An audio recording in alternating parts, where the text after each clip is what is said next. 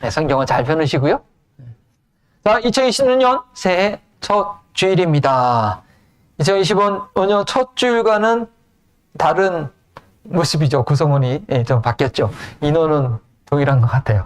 조영전에 왔으면 좀 더 풍성했을 뻔했는데, 더디지만 우리 성장이 있는 줄 압니다. 올해 마지막 주일 예배 드릴 때 어떤 모습일까 우리 기대하면서 또 첫 주에 주시는 하나님의 말씀을 우리가 믿음으로 새기게 되길 바랍니다. 올해도 동일하게 첫째 주에는 복음에 관한 주제에 관한 주제 설교를 전하고요. 나머지 다른 줄은 이제 다윗의 생, 지난 우리가 아브라함 생에 배웠는데 이제 다윗의 생애를 통한 하나님 나라를 배울 예정입니다. 오늘 첫 주 2026년 이 복음 전도에 관한 말씀은 믿음이 어떻게 성장하는가에 관한 말씀입니다. 우리가 복음에 전할 때 어떤 내용을 전해야 되는가라고 했는데, 왜냐하면 복음을 전하고 과연 그 영혼이 어떻게 될 건가, 그 다음에 어떻게 돼야 되는가 좀 이해를 해야 될 필요가 있거든요. 그래서 믿음의 성장이 어떻게 되는지, 또 믿음의 성장은 하나님 나라와 성장 같기 때문에 또 하나님 나라에 관한 말씀입니다. 오늘 본문은 예수님께서 하나님 나라를 이렇다, 이와 같다 이렇게 비유할 수 있다라고 예를 들어서 설명했습니다. 저도 설교 중에 가끔 이제 예화를 들거나 실상화에 연결해서 하지 않습니까? 예수님도 그렇게 하나님 나라를 비유로 설명하셨는데, 문제는 예수님이 그 당시의 예화가 우리하고는 떨어져 있어서 전혀 예화가 아닌 거예요. 농사로 비유를 드셨는데, 농사가 매 주업이신 분이 안 계시잖아요. 물론 이렇게 가끔 이게 뭐 화단에 하긴 하지만, 그래서 이 비유가 설명이 안 돼. 잘 이해가 다 다가오진 않죠.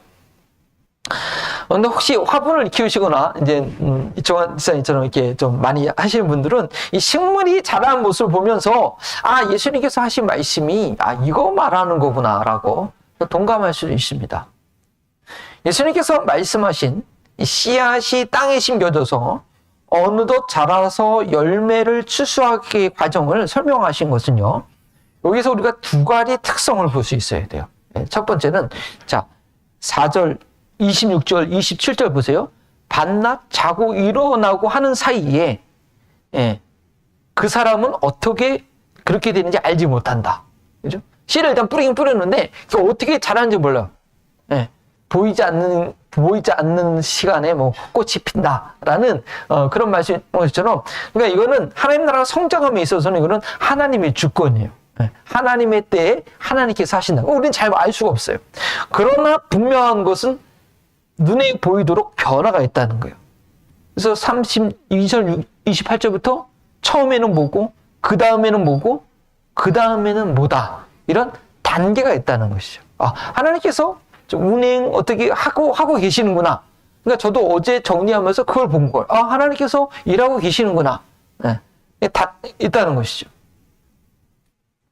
그래서 이 하나님의 두 가지 특성은 하나님의 주권과 성장의 단계가 있다는 것입니다. 제가 원래 씨앗을 심거나 이 화분을 관리하는 그 라이프 스타일이 아닌데요. 이제 나름대로 살림을 하다 보니까 저 편의를 위해서 쪽파나 깻잎을 좀 얻어보려고 뒤에 있는 화단에 좀 심어둬 봤단 말이에요. 그래서 그냥 화분 여러 개 두고 무작위로 그냥 어디다 뭘 심은지를 모르겠어요. 그냥 무조건 심었어요. 그래서 어떤 화분에는 뭐 잡초가 자라기도 하고, 어떤 화분에는 정체에 모를 것이 막 자라요. 그래서 제가 막 사진 찍어가지고 와이프한테 이거 뭐야? 하면 또 아내가 또 식물 잘 아니까 이거 뭐라고? 나 이거 심은 적 없는데? 이렇게 나고 그렇게 합니다. 그런데 어떤 화초에 어떤 이름 모를 화초가 꼿꼿하게 쓰러지지 않게 잘 자란 거예요. 내가 저기에다 뭐 심은 기억이 없는데? 그게 그래서 뭔지 되게 궁금했어요.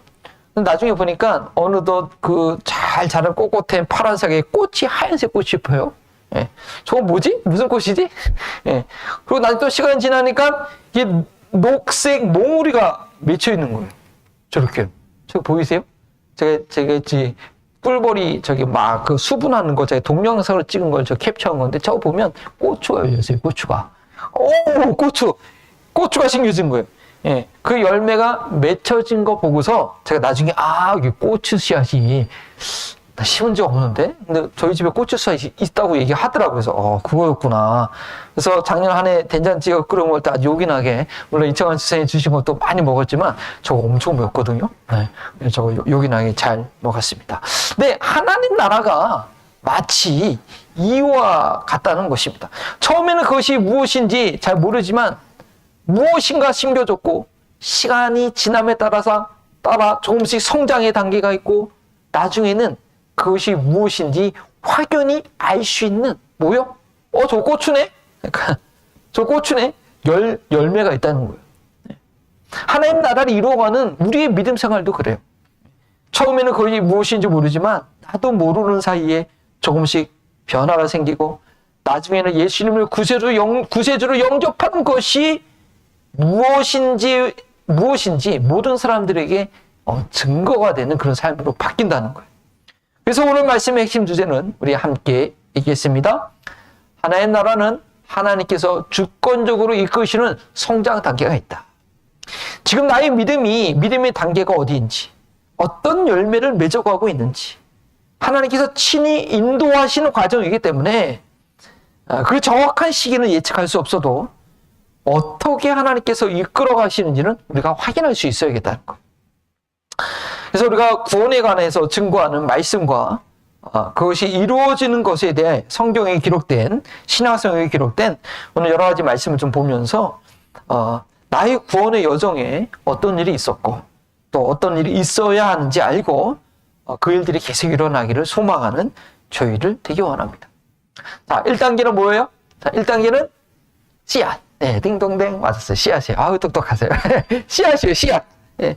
예수님께서 말씀하신 첫 단계는 씨앗입니다. 농부가 밭에 씨를 뿌립니다. 네. 모든 것에서는 씨앗에부터 시작하는 거예요. 처음부터 열매를 기대하는 사람은 욕심쟁이에요. 네. 일하기 싫은 게으름방에 지나지 않죠. 우리 교회는 언제 사람들이 모이나 벌써부터 그거 기대하면 안 돼. 우리가 심어야죠. 네. 먼저는 심어야 되는 거예요. 처음부터 교회 나오지 않습니다. 교회 한번 나오게 하려면요 엄청 많은 공이 들여야 됩니다. 네. 무작정 교회 나와서 예배 드릴 수 있어 안 하고 무조건 억지로 끌고 데려와서 예배 안 드리죠. 그냥 멀뚱멀뚱 눈만 뜨죠. 네. 복음의 씨앗을 심어야 됩니다. 언제 어디서 싹이 날지 모르지만 말씀을 심어야 돼요. 지난 새해 비전 예배 때 한 해 동안 했던 사진을 보니까 그 말씀을 씨앗을 심긴 심었는데 한국에서 싹틀 곳에 너무 많이 심었더라고요. 그래서 올해는 이 노스캐롤라이나 이 지역에서 싹틀 씨앗도 좀 많이 심어야겠다라고 생각을 다짐을 해봅니다. 열매의 시작은 씨앗입니다. 어떤 씨앗을 심었느냐에 따라서 열매가 결정됩니다. 제가 몰랐는데 고추 씨앗을 심으니까 고추 열매가 난 거예요. 어떤 씨앗을 심었느냐? 우리는 바른 복음의 씨앗을 심어야 됩니다. 우리 남은 십자가 제자교회는 교회 이름 그대로 자기 십자가를 지고 예수님을 따라가는 제자도의 열매가 있는 그런 씨앗을 심게 되기를 소원합니다. 우리의 영혼이 거듭날 수 있는 것은 오직 말씀으로만 가능합니다. 우리 한번 읽어볼까요? 시작. 여러분은 다시 태어났습니다. 그것은 썩을 씨로 그렇게 된 것이 아니라 썩지 않을 씨, 곧 살아계시고 영원하신 하나님의 말씀으로 그렇게 되었습니다. 내가 진실로 하나님을 만나고 새로운 삶을 살기 원한다면 말씀의 씨앗을 심어야 됩니다. 다른 것으로는 우리가 거듭날 수 없습니다. 다른 곳으로 교회에 오게 하려고 한다면 결국 다른 열매가 맺혀지는 거예요. 교회에 오기까지의 과정을 위해서 다른 활동을 할 수 있겠지만 결국은 말씀을 들어야 말씀이 그 심령이 어떤 과정을 통해서 처음부터 말씀 안 들으니까 그냥 정말 부모 세미나 하면서 마지막에 좀 한두 가지 말씀을 꼭 얘기하거든요. 어쨌든 말씀을 심어야 돼요. 이런 말씀이 있어요. 한번 읽어봅시다. 그러므로 믿음은 들음에서 생기고 들음은 그리스도를 전하는 말씀에서 비롯됩니다. 어쨌든 말씀을 들어야 되는 거예요. 그래서 새해를 시작하시면서 무엇보다도 더욱 하나님의 말씀을 많이 심기를 결단하시기 바랍니다. 우리들의 삶의 모든 영역 가운데 신령한 열매를 맺기 원한다신다면 무엇보다도 먼저 말씀을 심어야 됩니다. 새해를 맞이해서 믿음과 또 가정과 교회 사역, 일터학업, 건강, 특별 기도 제목을 써보도록 하셨는데 그 내용 가운데 응답이 있으려면 기도뿐만 아니라 말씀을 저 모든 영역에 말씀의 씨앗을 뿌려야 됩니다. 그래서 제가 부탁드리는 것이 이 기도 제목을 이거 봐요. 여기 있잖아요. 이렇게 기도 제목이 제가 이 성경사에 맞춰서 이거 자르냐고 신경 많이 썼어요. 이거 꼽아놓고 성경 읽고 그 다음에 꼭 이 교대 제목을 한번 읽으면서 기도해 보세요. 올 2026년에 놀라운 열매를 맺히게 될 것입니다. 자, 두 번째 단계는 뭘까요? 시작. 싹수가 좋아야 돼요. 네. 씨앗에서 싹이 납니다. 그런데 이 싹은요, 씨앗을 심는 농부도 언제 어떻게 날지 모릅니다. 아까 제가 설명드린 대로 농부가 씨앗에 번호를 새겨가지고 1번 너 이거 놔야 돼. 이거 이렇게 농사하지 않아요. 그냥 밭에다가 씨를 확 씻는단 말이에요. 요즘 농사하는 거 보니까 우리 오늘 저희 집에 보면 뭐 한 거 보실 텐데 옛날에 그 씨앗 하나하나가 날 수 있도록 하는 방법도 있긴 해요. 그럼 뭐 새로 기술이 발달해서 그런. 하여튼간 원래 농사는요 씨앗을 많이 뿌려요. 그리고 언제 어떻게 날지 몰라요. 그냥 혹시 좋은 땅에 떨어진 씨앗이 어느덧 건강한 싹을 틔우는 것입니다. 저희는 새해에 우리 홀리 스프리스, 저 멀리 가면 푸에나 메디카지도 뭐 거기 계시니까 거기 보고 있으면 씨앗 심으셔야죠. 거기서부터 홀리 스프리스, 에이펙스, 캐리, 모리스빌, 여기 더렌까지 우리 정성형제 겐지니까 랄리 우리 저기 명화산에 사네. 랄리 지역까지 이제 넓게 복음의 씨앗을 좀 뿌리려고 합니다. 한인들의 거주지를 파악하는 대로 지금 주소는 다 갖고 있는데 실제로 살고 있는지는 좀 더 서치를 해야 돼요. 파악해가지고 복음의 씨앗을 뿌리려고 합니다. 제가 2023년 가을부터 이거 했거든요. 사람들 찾아다니면서. 근데 중간에 멈췄어요. 왜냐면 아무래도 바로 눈에 열매가 보이는 것이 아니니까 꾸준히 하기가 쉽지가 않아요. 매일 이게 뭐 테니스처럼 만나고 그래서 만나는 사람들 만나니까 좋은데 그건 사람 만날 수도 있는 것도 아니고 그러니까 하다가 좀 이렇게 쉬게 되더라고요. 그래도 언제 어디에서 싹이 날지 모르니까 계속 심어야 됩니다. 분명한 건 뭐냐면요. 심지 않으면 아무리 기다려도 싹조차 나지 않는다는 거. 여러분들 교회 오시는 거 누군가 심었어요. 우리 지혜자모님도 누군가 믿음의 씨앗을 심어서 여기 오신 거예요. 두 분도 그렇죠. 오래전부터 어떤 목사님이 성경 공부해 주시고 믿음을 심어서 지금 여기서 이제 열매가 돼서 교회를 섬기시는 거죠. 누군가 심어야 되는 거예요. 정말 이 지역 가운데 복음을 전하는 사람이 복음을 전하는 교회가 있겠지만 하나님 보실 때는 부족한 거죠. 그러니까 답답한 마음으로 저를 보내신 거예요. 뭐 하라고? 복음의 씨 뿌리라고. 그게 10년 후에 20년 후에 열매가 날지 모르지만 어쨌든 많이 뿌리라고 저희 교회를 세워주시는 거죠. 자, 이 싹이 난다는 것은 무엇일까요? 땅에서 싹이 올라온 것을 보면요 너무나 신비롭고 신나요. 그죠? 텃밭에 있고 새순 나는 거 보면 너무 기쁘죠? 이제 봄에 우리가 그런 기쁨을 누릴 수가 있는데 이건요 싹이 난다는 것은 뭐냐? 믿음의 고백을 하는 것입니다. 예수님을 구세주로 영접하는 기도를 처음으로 하시는 분을 보면 너무나 소중해요.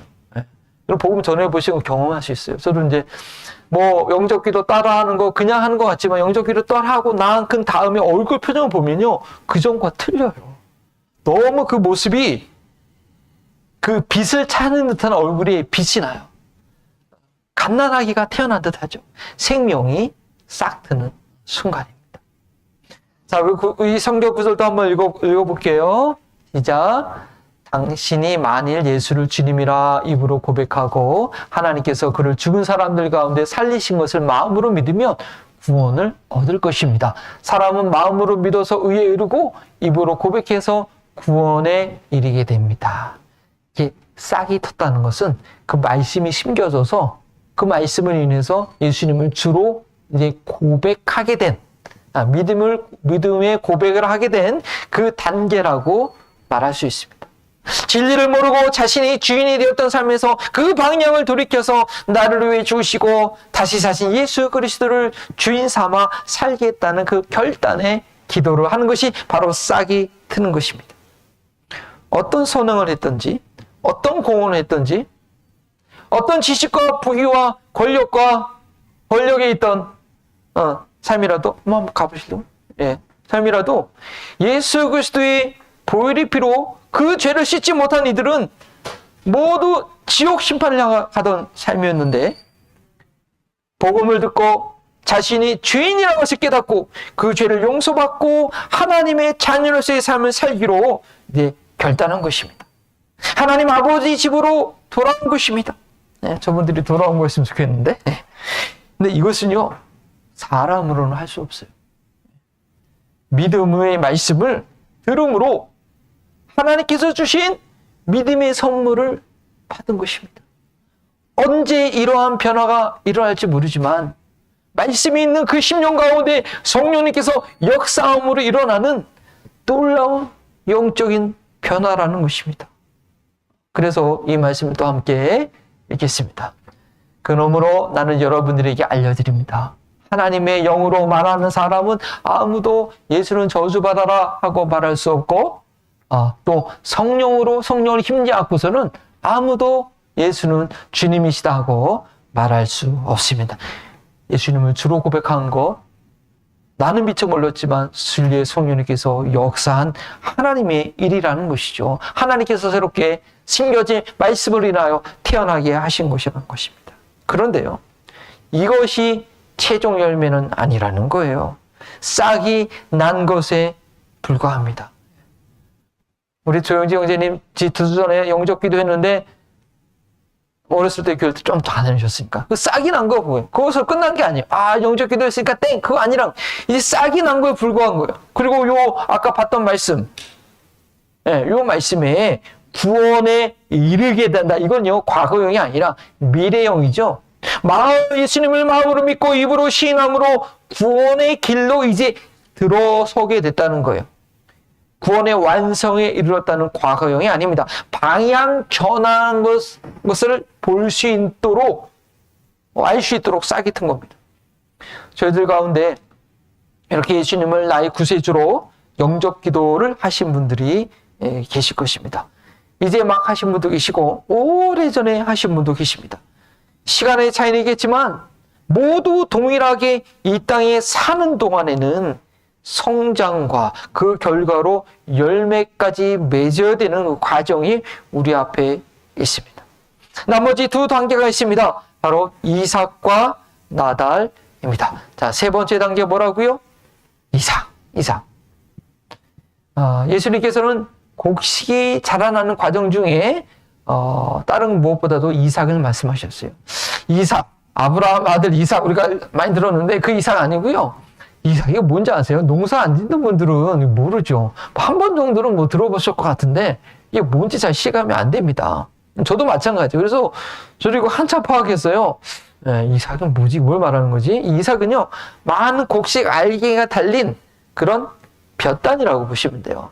더 자세히 말씀드리면 쌀알이 생길 수 있도록 영어로는 컨테이너라고, 쌀알이 생길 수 있는 그 겉에 그거죠. 근데 그것이 여러 개 달려있는 그 대가 이삭인 거예요. 제가 그림으로 보여드릴게요. 저 나달에 있잖아요. 그 나달이 여러 개 묶여있는 저게 이삭이라고 그래요. 안에 열매가 생기는 거죠. 예. 자, 그러면 이렇게 이제 싹에서, 이 잎이 싹이겠죠? 네, 싹이 저기는 이삭이 나온 건데, 이삭이 튼 건데, 이 나달들이 묶여있는 게 이삭이에요. 근데 이삭이 자라는 것은 믿음 생활의 어떤 단계에 해당될까요? 이삭에 많은 나달이 달려있기 때문에 이삭은 열매가 맺히기 위한 필수적인 공간입니다. 이삭은 싹에 비하면 이 식물이 무엇인지 알 수 있게 더 눈에 띄게 하는 것입니다. 두 번째 단계인 이 싹이 나온 곳으로 끝난 거 아니죠? 이 세 번째 단계 이 싹이 이삭까지 자라야 됩니다. 예수님을 구세주로 영접한 것은 시작이지 끝이 아닙니다. 뭐냐? 성령을 받아야 됩니다. 초기 기독교 교회의 성장을 기록한 이 사도행전 기록을 보면 그런 일들이 있고 지금에도 그런 현상이 발견됩니다. 예수님 믿은 것으로 끝이 아니라는 거죠. 성령을 받아야 되는 거예요. 성령 구절 사도행전 한번 읽어볼까요? 사마리아 사람들은 주 예수의 이름으로 신뢰만 받았을 뿐이요 그들 가운데 아무에게도 아직 성령이 내리시지 않았던 것이었다. 그래서 베드로와 요한이 그들에게 손을 얹으니 그들이 성령을 받았다. 이 초대교회 때에 예루살렘에서부터 시작된 이 복음이 사마리아 성까지 복음이 전도됐어요. 근데 이 사마리아 사람들은 유대인들한테 되게 천대받던, 인간치고 못 봤던 그런 사람들이거든요. 어쨌든 그곳에 복음이 전해지고 사마리아인들도 사마리아의 우물가에 있던 여인이 예수를 믿었던 것처럼 예수를 영접했는데, 근데 아직 성령의 약속된 성령의 권능을 받지 못했어요. 성령의 임재가 밖으로 드러날 정도로 그 영향력이 없었다는 것이죠. 예수님을 주로 영접했을 때 성령님이 그 안에 계시는 건 맞는데, 그것은 예수님을 알아가기 시작하는 그 시작 단계에 불과하다는 것입니다. 예수님 믿은 거 불가하는 것이죠. 히터 온도를 좀 낮춰주면 이게 꺼질 것 같아. 계속 돌아가는데 히터 온도를 좀 낮춰주실래요? 죄송합니다. 자꾸 이게 제가 이것저것. 그래서 이거 뭐냐면요, 예수님 믿기 시작, 이건요, 처음 영접하면 마치 연애하는 남녀가 서로 이렇게 호감을 느끼고 서로 인정하고 같이 만나는 것이 즐거운 정도, 그 정도밖에 이게 아니라는 거예요. 아직 결혼하지 않았기 때문에 이 모든 것을 서로 책임지거나 늘 함께 지내는 그런 사이는 아니죠. 연애할 땐 그렇지 않잖아요. 그죠? 그런데 결혼하고 나면 다릅니다.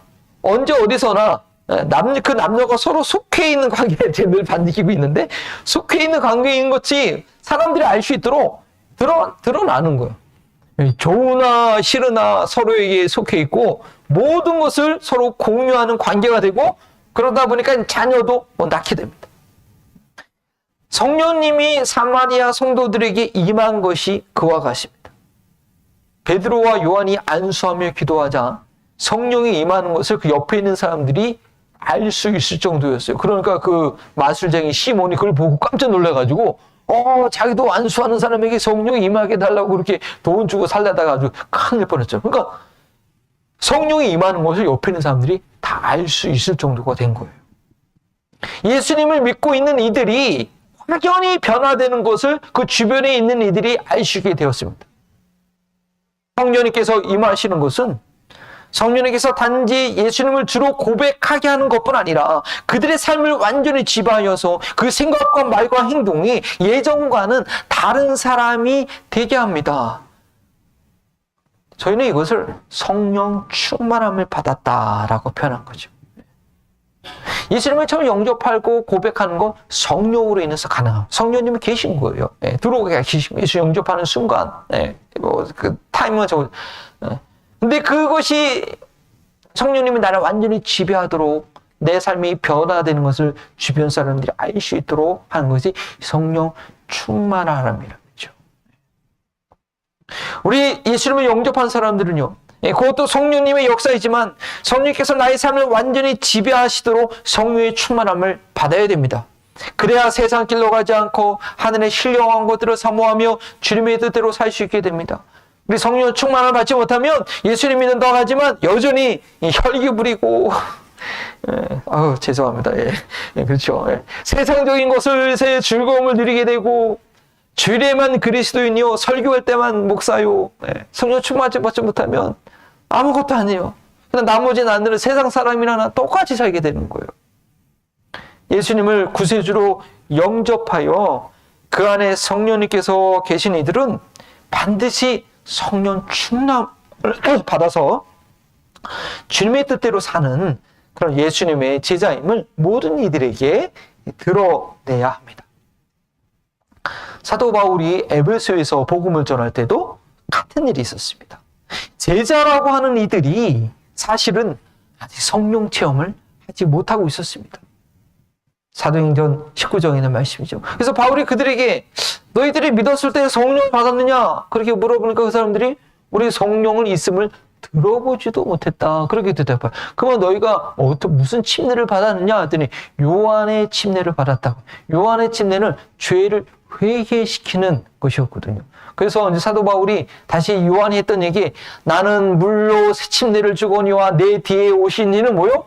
성령과 불로 침례를 줄 것이다. 바로 성령과 불로 침례를 주시는 분이 예수님이시다. 예수의 이름으로 침례를 받아야 된다. 그래서 그들이 다시 침례를 받고 사도 바울이 기도하니까 그들에게 성령이 임했어요. 자, 한번 읽어볼까요?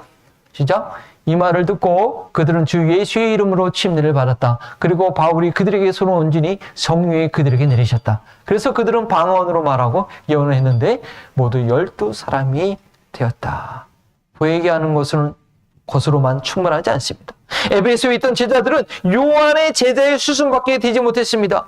예수님의 제자가 되려고 한다면 예수님으로부터 성령과 불로 침례를 받아야 됩니다. 성령의 충만함을 받아야 됩니다. 성령 충만함을 받지 못하면 회개한 죄를 다시 짓고 그냥 회개만 반복하다 끝나요. 성령 충만함을 받아야 용서함 받은 죄를 이길 수 있고 열매 맺는 삶을 살게 됩니다. 성령 충만은 이삭과 같이 나날이 생길 수 있는 공간이 됩니다. 성령 충만이 없다면 우리 그리스도인의 삶은 아무것도 아닙니다. 성령 충만을 예수님을 구세주로 영접받을 때 한 사람이 받을 수 있는데 어쩌면 우리가 예수님을 구세주로 영접한 이유는 그 목적은 성령 충만함을 받기 위해서요. 예수님에 인해서 그 마음이 죄가 보혈로 씻겨졌기 때문에 이젠 하나님의 영이 우리 안에 들어올 수가 있거든요. 예수님 믿는 이유는 바로 하나님의 영이 우리 안에 충만케 하기 위해서 예수님 믿는다라고 해도 과언이 아니에요. 근데 예수님 믿는다고 그 하나님의 영으로 채워지지 않으면 예수님 입술로 고백하는 것밖에 되지 않으면 그거 아무 소용없다는 거죠. 예. 세상에서 소금과 빛의 역할을 감당하지 못하고 세상에서 밟혀서 밖에 버리워지는 그런 존재가 되고 만다는 것입니다. 예수님 믿는다고 하신 분들은 날마다 성령 충만을 구해야 돼요. 우리 교회가 필요한 이유가 뭐냐? 왜 매주 모여서 예배드리고 성경 공부하고 왜 기도해야 되느냐? 이 바로 성령 충만함 받기 위해서라는 거예요. 성령 충만을 받지 않으면 껍질만 남아. 껍질만 해서 아무 소용없게 된다는 거예요.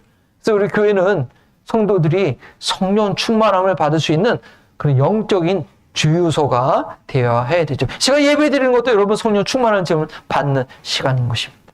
자, 마지막 단계는 무엇입니까? 나달이에요, 나달. 근데 나달과 열매까지 가야 되는데, 그 다음은 나달인데 제가 열매로 같이 묶었습니다. 마지막 단계는 그래서 열매예요. 자, 그 이삭 컨테이너에서, 그 안에서 이제 나달이 생겨요. 이삭에서 꽃이 피거든요. 수정이 되면 그 컨테이너에 알이 생기죠. 그 알은 나중에 열매로 바뀌어야 돼요. 근데 이 모든 나달들이 열매가 다는 게 아니라는 거예요. 농사하시는 분들은 알겠지만 중간에 떨어져요. 고추도 보니까 어떤 고추들은 중간에 색깔이 변해요. 이게 더 커야 되는데 그냥 노랗게 변해요. 그럼 그냥 그냥 끝나는 거예요. 그건 아니에요. 그 이삭 안에 있는 나달이 중간에 떨어지는 경우도 있고요. 그 이삭 안에 있는 나달이 그 컨테이너를 꽉 채우는 충실한 알곡이 돼야 되는데 다 자라지 못한 것은 뭐라고 해요? 쭉종이라고, 쭉종이. 쭉종이들은 나중에 어떻게 돼요? 이삭을 딱 잘라가지고 이제 딱 이렇게 털면 그 쭉종이들은 그 알이 꽉 차지 못해서 가벼우니까 바람이 불면 후 멀리 날아가 버리잖아요. 그죠? 탈곡할 때 쭉종이들은 가벼워서 멀리 날아가고 알곡들만 이렇게 안에 이렇게 남게 됩니다. 예수님이 비유로 말씀하신 거잖아요. 그러니까 알곡들만 남게 되는 거예요. 따라서 이삭 안에 있는 나달들은 시간이 지남에 따라서 반드시 열매로 바뀌어야 됩니다. 그래야 추수의 대상이 됩니다. 그것이 구원에 이르는 것입니다. 거두어서 천국 창고에 거두게 되는 거죠. 구원을 교리적으로 어떻게 설명하든지 이것이 분명히 마태복음에 기록된 예수님께서 가르쳐 주신 천국의 비유예요. 우리는 성령 충만을 늘 유지해서 성령의 지배를 받는 것이 일상이 되는 그런 성령의 열매를 맺어야 합니다. 성령의 은사라고 하죠. 성령의 능력, 이런 것들, 찬양 인도하고, 병든 사람 고치기도 하고, 방언도 하고, 교회 안에서 여러 가지 사역도 하고, 이런 재능들, 이런 능력은요, 그런 일순간에 받기도 하고, 또 시간이 지나면, 이렇게 또 나이가 들고 없어지기도 해요. 그렇지만, 성령의 열매는요, 좀 맺혀지려고 하면 시간은 많이 걸리는데, 이거는 그냥 그 삶이기 때문에, 그 인격이기 때문에, 없어지지 않고 추수의 대상이 됩니다. 사라지지 않고 삶의 흔적으로 남아서 하나님의 영광과 찬송이 되는 것이죠. 영원히 누릴 상급의 근거가 됩니다. 우리 구원의 약속이 있는 우리들이요, 아직까지 이 땅에 하나님께서 이 땅에 남겨두신 이유는 뭐냐? 성령의 열매를 더 알차게 거둬서 영원히 누릴 영광의 상급이 더 풍성하게 하도록 우리에게 기회를 주시는 거예요. 예. 이미 많이 익으신 분들은 뭐 하나님께서 너 세상에서 그만 고생하라고 감 데려가시겠지만, 아직 덜 익은 사람들은 지금 내려가면 천국 가면 부끄러워요. 예. 더 변화되고 더 헌신하고 더 그런 상급이 있어야 되는 거예요. 영원한 그 시간, 이제 더 이상 기회가, 거기서 그냥 초라한 모습으로 영생을 지낸다고 하면 참 곤란해요. 그거 창피한 거예요. 예. 너무나 아쉬운 일이죠. 우리 삶 가운데 어떤 열매가 있어야 되느냐? 우리 성령의 열매 한번 읽어봅니다. 성령의 열매는 사랑과 기쁨과 화평과 인내와 친절과 선함과 신실과 온유와 절제입니다. 이런 것들을 막을 법이 없습니다. 우리 그리스도인의 삶에 이런 열매가 있어야 된다는 거예요. 이런 성품이 느껴져야 해요. 어딜 가든지 이런 성품이 느껴지는 사람들이 있다면 그 사람들은 예수 믿는 사람. 제가 예전에 이제 미용실에 머리를 깎으러 갔어요. 이제 하고서 이제 좀 전도를 하려고 이렇게 하거든요. 그래서 이렇게 아무리 봐도 이 미용사는 교회를 안 다니시는 분 같은 느낌이. 그래서 이렇게 물어봤더니 교회를 다니시나? 그래서 그렇구나. 그래서 또 제가 목사로 가니까 그 사람도 놀라는 거예요. 서로 놀라가 서로의 모습을 보고 목사가 다른 사람이 목사. 내가 볼 때는 그래서 제가 그때 엄청 반성이 됐어요. 그때 뭐 옷을 너무 그냥 막 입고 가서 그런지 모르겠지만, 어딜 가든지 느낄 수 있어요. 고상하고 겸손하고 이렇게 어트랙티브한 그 성품, 인격, 성령의 열매가 있어야 되는 것이죠. 이런 열매는 누가 맺겠습니까? 우리 다음 구절 한번 읽어봅니다. 시작. 그리스도 예수께 속한 사람은 정욕과 욕망과 함께 자기 육체를 십자가에 못 박았습니다. 예수님으로 인해서 그 정과 욕망이 죽은 이들입니다. 그것이 예수님의 구세주로 영접한 이들의 모습이에요. 예수님 믿는 거 뭐냐? 딴 거 아니에요. 예수님과 함께 십자가 못 박혀있다는 거. 예수님 때문에 나의 욕심을 버릴 줄 알고, 예수님 때문에 좀 손해볼 줄 알고, 예수님 때문에 내가 먼저 좀 사과할 줄 알고, 그다음에 예수님의 이름이 욕되지 않도록 모든 자신의 행동 고지를 조심히 할 수 있는 그런 이들이죠. 뒤에 Trust in God 붙여놓고 막 함부로 운전하면 안 되잖아요. 지난 그 31일 날 서구 이제 뒤따라와서 이제 그 프리마켓 가는데 서구님이 참 운전 잘하시더라고요. 아주 안전하게, 아주 나이스하게. 제가 그 뒤만 따라가니까 제 운전 습관이 바뀌는 것 같아요. 그래서 우리 그리스도인들이 참 그래야겠다. 그 따라하기만 해도 좀 되는. 이것이 예수님 믿는 사람이라는 것이죠. 많은 종교들이 윤리적인 삶을 가르칩니다. 자기의 욕망을 죽이려고 고행하기도 하고, 선행을 쌓기도 하고, 절제 훈련하기도 하고, 성품 훈련, 교육 많이 합니다. 뭐 저희 교회에서 가르치는 거 이상으로요, 그 티베트 불교 하시는 분들 오체 투지하고요, 그 사원에 방문해서 알겠지만 아침부터 저녁까지 그 읽으면서 기도하고요, 엄청 정말 수고해요. 힌두교인들 그 도 따는 사람들 보세요. 엄청나요. 그런데 그들이 번번이 좌절을 겪는 이유는 뭐냐? 아무리 노력을 해도 결국은 내가 죽지 않는다는 거예요. 이 불교인들도 뭔가 진리는 좀 나름대로 깨달아서 내가 죽어야 된다, 내가 나를 비워야 된다 라고 했는데 그들은 비우는 방법을 몰라요. 비울 능력이 없어요. 아무리 그래도 안 돼. 근데 우리는 복음이 좋은 소식인 이유는 뭐냐? 내 자아가 죽을 수 있다. 내가 죽는다는 거예요. 예수님께서 십자가에 못 박히셨듯이 내 자아가 예수님과 함께 십자가에 못 박히다는 것이죠. 이건 말로 설명이 안 되고 성령이 임하면 그걸 경험해요. 제가 바뀌었네. 어떻게 제 말이 바뀌었네. 행동이 바뀌었네. 예전과 같지 않아요. 그래서 이제 성주에서 영세 받을 때는 영세명도 이름도 새로 주잖아요. 새 사람 됐다고.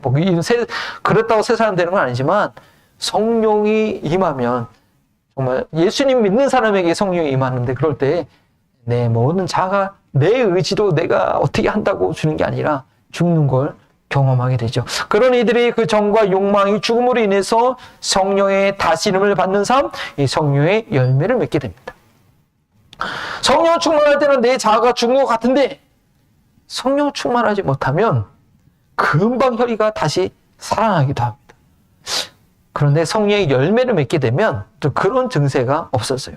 네, 일관되게 예수님 닮는 모습을 유지하게 됩니다. 지난 새해 비전 예배 때 말씀드렸듯이 우리는 이 땅에서 다 이룬 것도 아니요, 다 얻을 수 있는 것도 아니기 때문에 이 땅에서 삶을 마치는 그 순간까지 성령 충만함으로 계속해서 열매를 향해서 나아가야 됩니다. 아이고 저 목사님은, 아이고 저 집사님은 맨날 저 모습이냐, 실망하지 마십시오. 하나님이 계속 땅에 남겨두시고 훈련 중에 있으니까 하나님의 능력을 능치 못할 것이 언젠간 바뀌고 언젠간 변화되고 언제나 하나님의 영광 받으실, 하나님 하실 작업 가운데 있으니까 염려하지 마시고 서로 위해서 기도해 주시면 우리 삶 가운데 귀한 열매가 맺혀질 줄 믿습니다. 저희는 복음을 전할 때 4가지 내용, 창조, 타락, 구소, 통치를 전해야 된다고 했는데 우리가 하나님의 통치를 받는 믿음의 여정 가운데 도 이러한 단계가 있다는 것을 우리가 성경 말씀을 통해서 오늘 이해를 했습니다. 첫 번째는 뭐예요? 씨앗.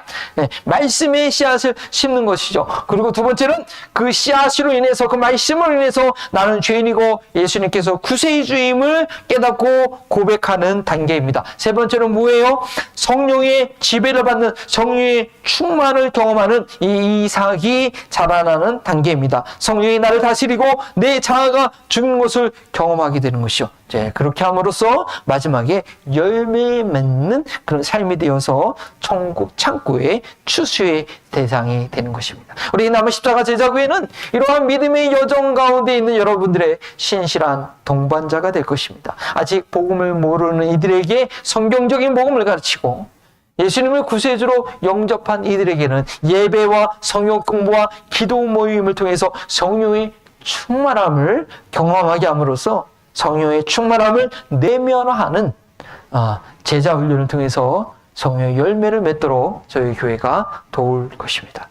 여러분께서 어느 믿음의 단계 가운데 있든지 2026년 한 해 앞으로 전진하는 그런 하나가 되시기를 주님의 이름으로 축원합니다. 기도하십니다.